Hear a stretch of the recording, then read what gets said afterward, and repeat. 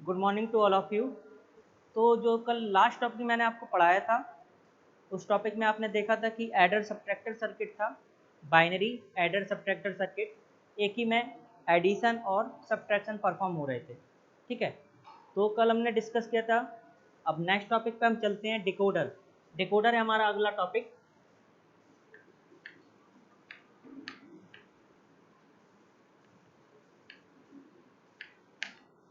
Decoder, तो decoder क्या होता है? तो हम यहाँ पे देखते हैं कि डिकोडर होता क्या है। डिकोडर एक कॉम्बिनेशनल सर्किट है जिसमें क्या होते हैं, मैनी इनपुट मैनी आउटपुट। सबसे पहली चीज़, डिकोडर क्या होता है?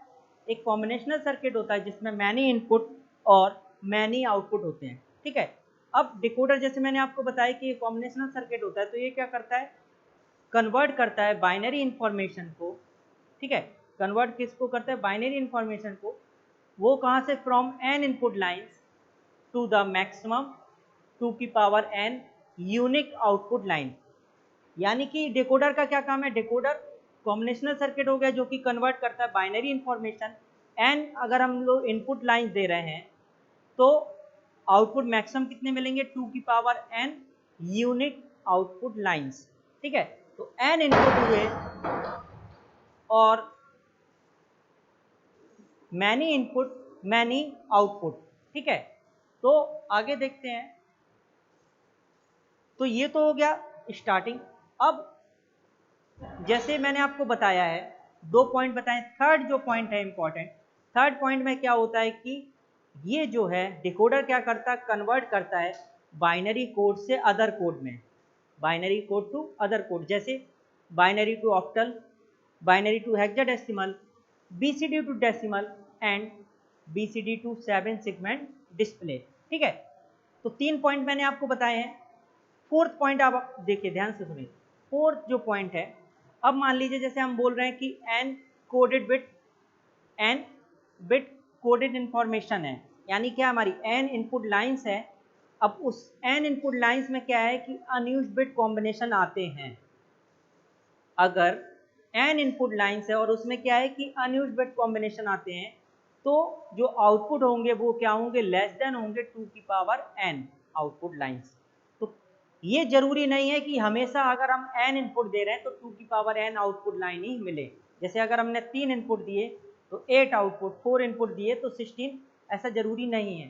तो अगर हम इनपुट लाइन ले रहे हैं और उसमें अनयूज्ड बिट कॉम्बिनेशन होते हैं, तो वहां पे क्या होगा, जो आउटपुट लाइन्स होंगी वो 2 की पावर n से लेस होंगी। ठीक है, अगला पॉइंट है डिकोडर। डिकोडर जो है वो, कुछ डिकोडर हम लोग डिजाइन करते हैं एक्टिव लो आउटपुट्स प्रोड्यूस करने के लिए। ठीक है, तो कुछ डिकोडर हम लोग बात करते हैं कि कुछ डिकोडर हम लोग डिजाइन करते हैं किसके लिए, एक्टिव लो आउटपुट को प्रोड्यूस करने के लिए, और अदर जो आउटपुट्स होंगे वो क्या होंगे, रिमेन हाई रहेंगे। ठीक है, अब मान लिया कि हमने n to m line decoder है। ठीक है, मैं आपको देखिए ब्लॉक डायग्राम बताता हूँ यहाँ पे, ये है block diagram.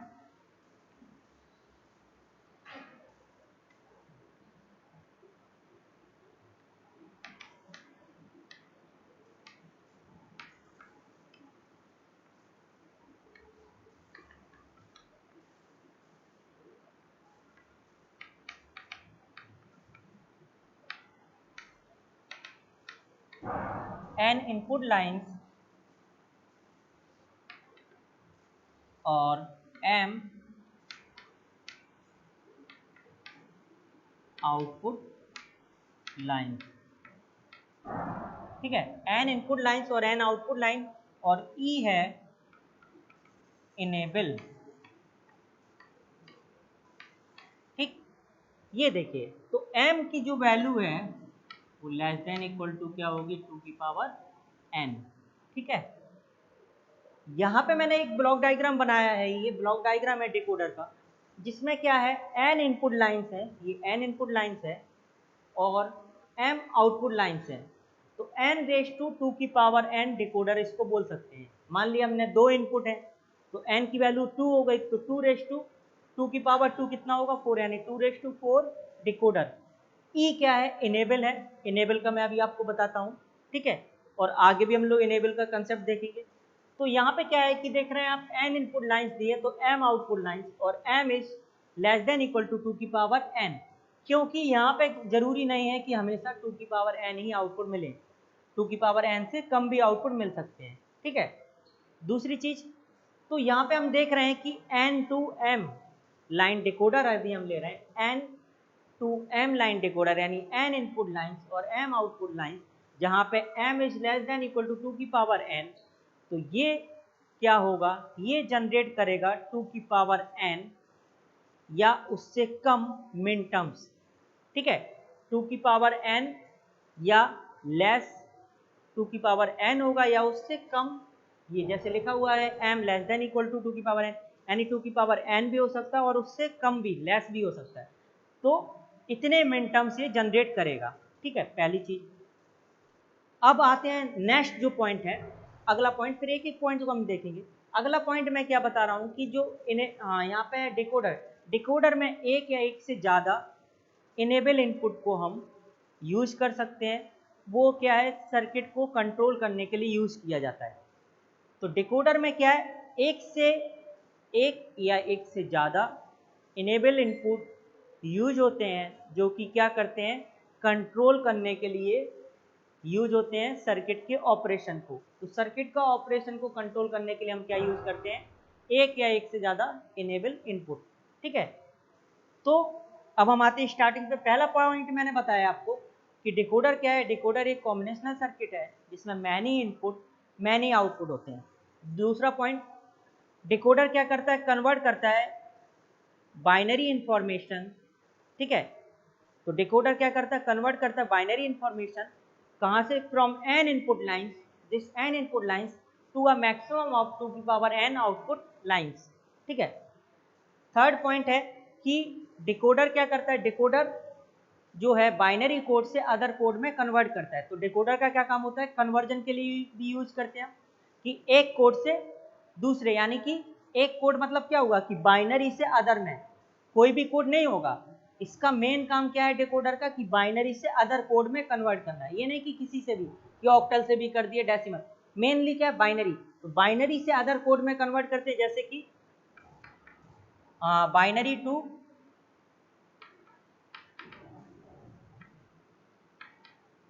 Binary to octal. तो ये क्या हो गया, 3x8 का डिकोडर, क्योंकि ऑक्टल 8 आउटपुट, तो बाइनरी क्या होगा, 3 इनपुट होंगे तो 8 आउटपुट होंगे। बाइनरी टू हेक्साडेसिमल,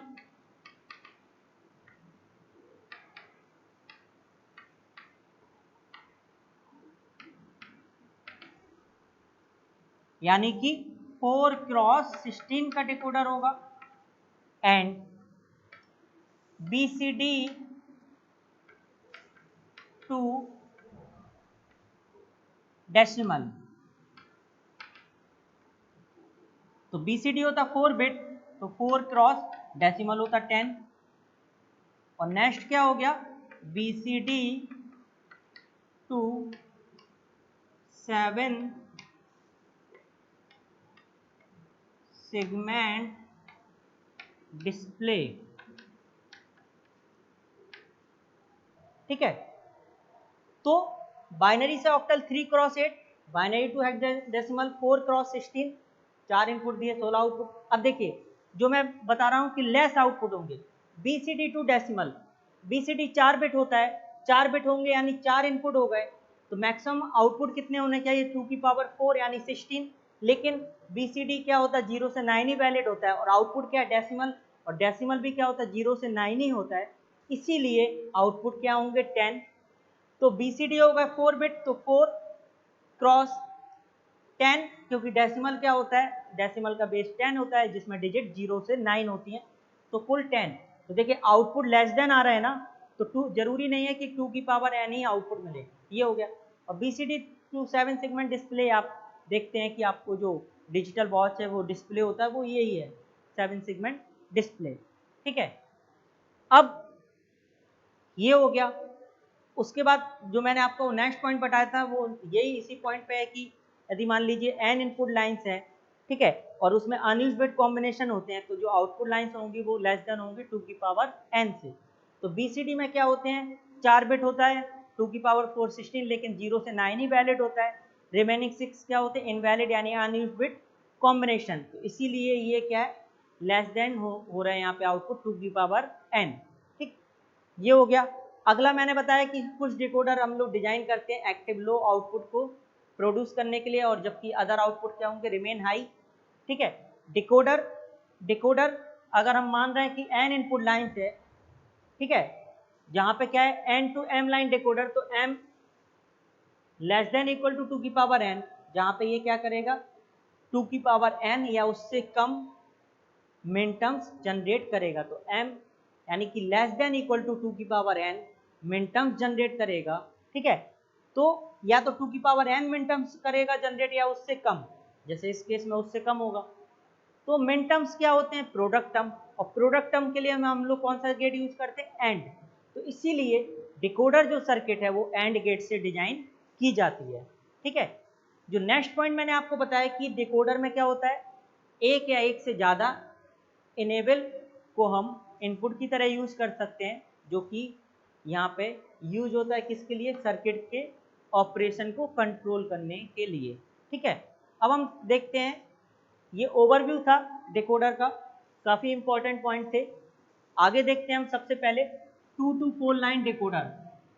जो मिनिमम डिकोडर होता है वो 2 to 4 लाइन डिकोडर होता है, मिनिमम डिकोडर। ठीक, 2 to 4 लाइन डिकोडर,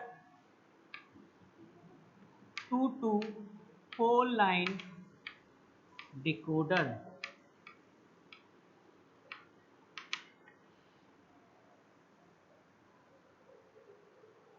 ठीक है, तो इसका ब्लॉक डायग्राम देखिए क्या होगा।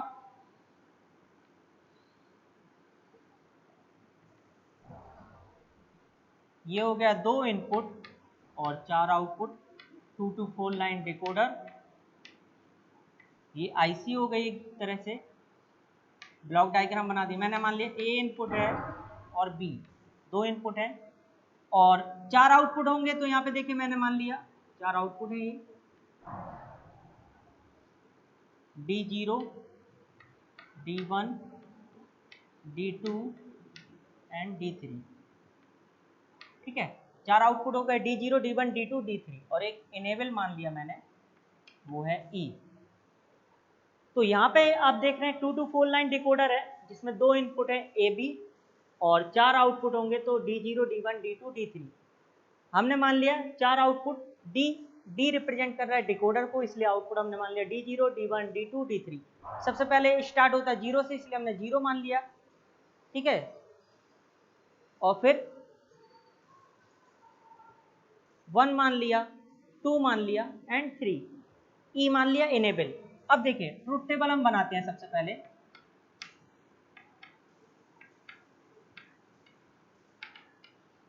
ट्रुथ टेबल, तो ई है इनेबल,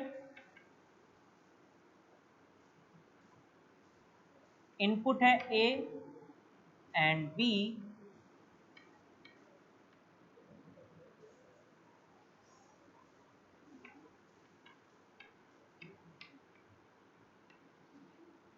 और आउटपुट क्या है, D0, D1, D2 and D3।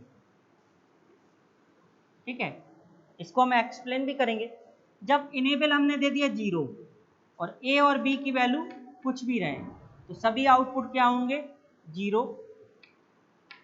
क्यों, क्योंकि यहाँ पे मैंने अभी आपको एक चीज बताई है, डिकोडर क्या करता है, मिनटर्म्स जनरेट करता है, और मिनटर्म्स का मतलब क्या होता है, प्रोडक्ट टर्म, और प्रोडक्ट के लिए कौन सा गेट होता है, एंड गेट। और एंड में एक भी इनपुट 0, तो आउटपुट पे क्या मिलेगा, 0।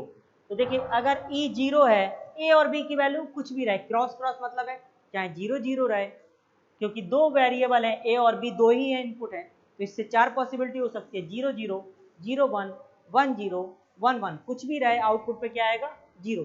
अब इनेबल को हमने क्या कर दिया, हाई कर दिया। अब वैल्यू है 0 0, देन इनेबल फिर 1 रहेगा, 0 1, 1 रहेगा, 1 0 एंड 1 रहेगा, 1 1। ठीक है, तो आउटपुट पे क्या आएगा, एक बार में एक ही डिकोडर ऑन होगा, 0 0 वाला ऑन होगा और सब क्या रहेंगे, ऑफ रहेंगे। 0 1 है यानी 1 वाला ऑन रहेगा, ये 1 वाला देखिए ऑन है और सभी क्या है 0, 1 0 यानी 2 वाला ऑन रहेगा, ये वाला ऑन रहेगा, तो ये हो गया 0 0 1 0। और थर्ड में 1 1 मतलब 3 वाला यानी थर्ड वाला ऑन रहेगा, फोर्थ वाला सॉरी D3।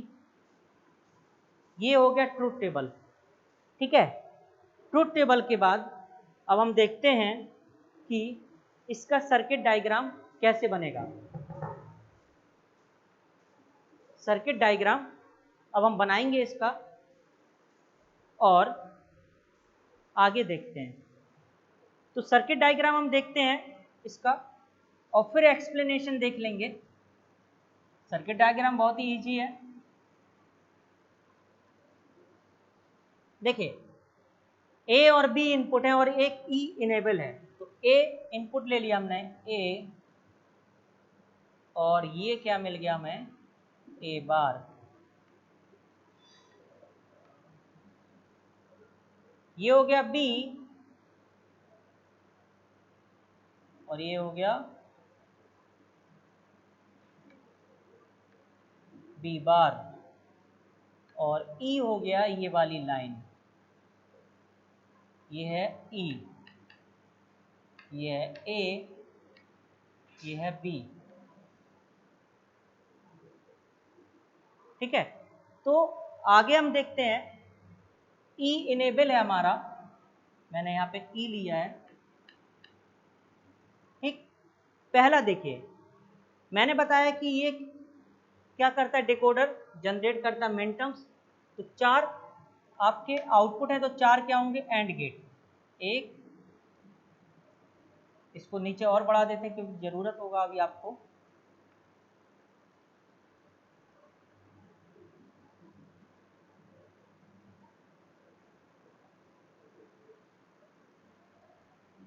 थोड़ा सा गेट बड़ा देख लेते हैं।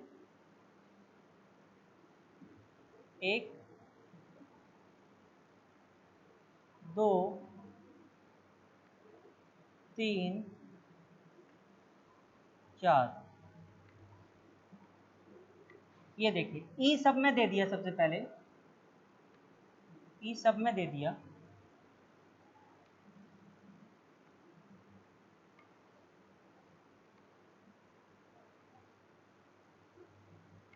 इनेबल हमने सब में दे दिया, ये इनेबल आप देख रहे हैं कि कनेक्शन है। अब D0 निकालना, तो ये क्या होगा ए बार बी बार, 0 0 मतलब देखिए क्या होगा, ये 0 0 मतलब है कि क्योंकि यहाँ पे मैं बोल रहा हूँ मिनटर्म्स, मिनटर्म्स क्या होते हैं प्रोडक्ट टर्म, और प्रोडक्ट टर्म के लिए होता है एंड गेट, और मिनटर्म्स को आपको पता है कि 0 को रिप्रेजेंट करते हैं कॉम्प्लीमेंट, 1 को रिप्रेजेंट करते हैं नॉर्मल, तो ए भी 0 है बी भी 0 है, और ई देखिए डायरेक्ट है तो ई डायरेक्ट दे दिया, ए 0 बी 0, तो ए बार हो गया, यहाँ से मैंने ए बार दे दिया और यहाँ से दे दिया बी बार। अब देखिए आगे क्या है, ए 0 है बी 1 है, तो ये 0 यानी ए बार हो गया, और बी 1 है तो बी हो गया, तो ए बार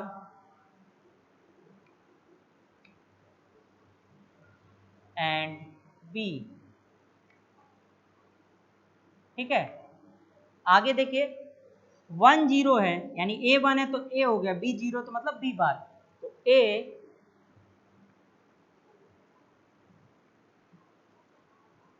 एंड बी बार, 1 0 है ना बी बार, और 1 1 है तो ए भी आ जाएगा, तो ए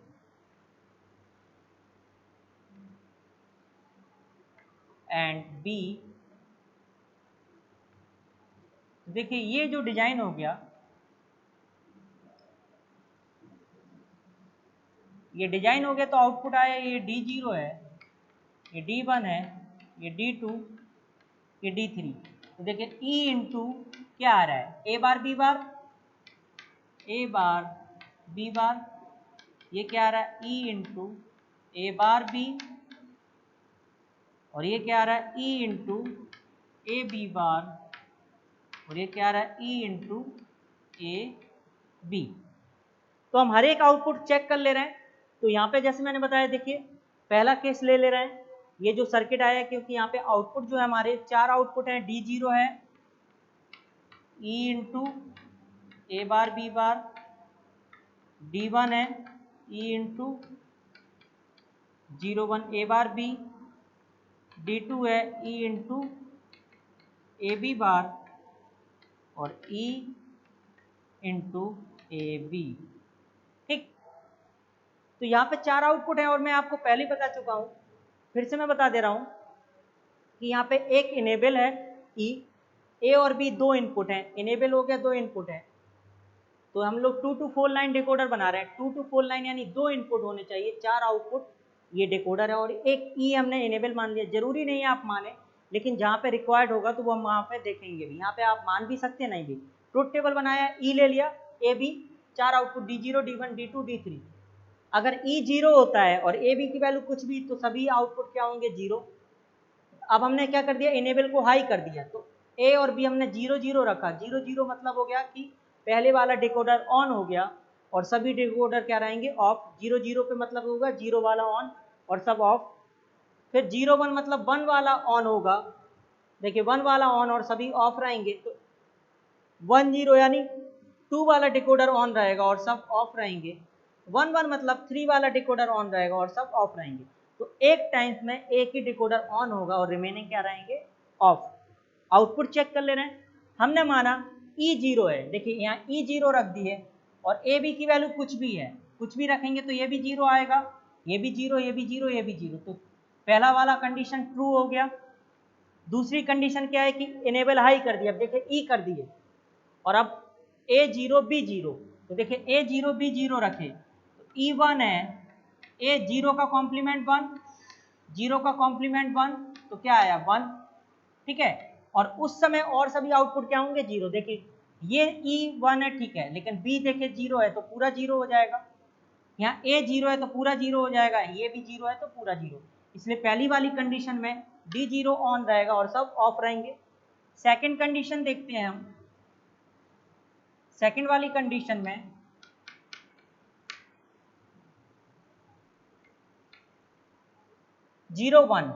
E1 है, 0 1 देखिए हम रखेंगे तो B1 का कॉम्प्लीमेंट हम करेंगे तो 0 हो जाएगा, यानी पूरा 0 हो गया। इसमें रख के देखते हैं, E1 है, A0 है तो 1 है और B1 है तो 1 हो गया, यानी 1। और इसमें देखिए रखेंगे हम, A0 है ना, ये 0 हो गया, ये 0 है, देखिए तो ये भी 0 हो गया। तो जब हम लोग ये वाली कंडीशन लेंगे तो D1 ऑन हो जाएगा। D2 यानी हमारा है 1 0, 1 0 वाला हम देखेंगे तो 1 0 वाले में क्या होगा, ये वाला देखिए 1 0, तो A 1 है तो उसका कॉम्प्लीमेंट करेंगे क्या आएगा 0, तो ये ऑफ हो जाएगा 0। यहाँ पे देखेंगे B 0 है हमारा तो ये 0 हो जाएगा। इसमें देखेंगे E1 है और A1 है और B क्या है 0, 0 का कॉम्प्लीमेंट 1 यानी 1 आया। और इसमें रखेंगे तो देखिए B 0 है तो ये भी 0 हो जाएगा। तो थर्ड वाली कंडीशन में ओनली D2 ऑन रहेगा और फोर्थ वाली कंडीशन 1 1 1 1, इसमें देखिए 1 का कॉम्प्लीमेंट करेंगे तो ये 0 हो जाएगा। इसमें देखिए इसमें 1 का कॉम्प्लीमेंट करेंगे 0 हो जाएगा, इसमें 1 का कॉम्प्लीमेंट 0 और इसमें 1 इंटू 1 इंटू 1 1 आएगा। तो फोर्थ वाली कंडीशन में D3 ऑन रहेगा और सभी ऑफ रहेंगे। ठीक है, तो आई होप दैट आपको समझ में आ गया होगा। अगर कहीं भी कोई भी डाउट होता है किसी भी स्टेप में तो आप पूछ सकते हैं। ठीक है, ये अभी हमारा डिकोडर का स्टार्टिंग है, अभी खत्म नहीं हुआ। 2 to 4 लाइन लिए हम लोग डिकोडर, 3 to 8 लाइन डिकोडर लेंगे, देन इसमें ट्री बनाएंगे, डिकोडर ट्री, और उसके बाद कुछ प्रॉब्लम इसमें हम लोग सॉल्व करेंगे। ठीक है, तो आगे हम अब नेक्स्ट लेक्चर में मिलेंगे।